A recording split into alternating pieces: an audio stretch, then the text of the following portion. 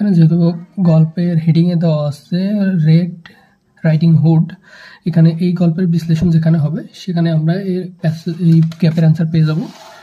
So দেখা যাক, এইখানে আছে 58 stories Red Riding Hood paragraphic analysis.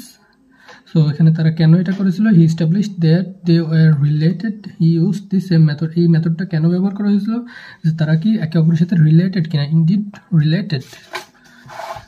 তাহলে আমাদের অ্যান্সার আসছে revolution of balance to find out if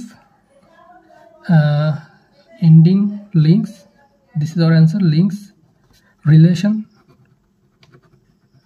second, which aspects of the story had fewest, fewest কি কম পরিমাণে কি থাকবে, fewest is our keyword.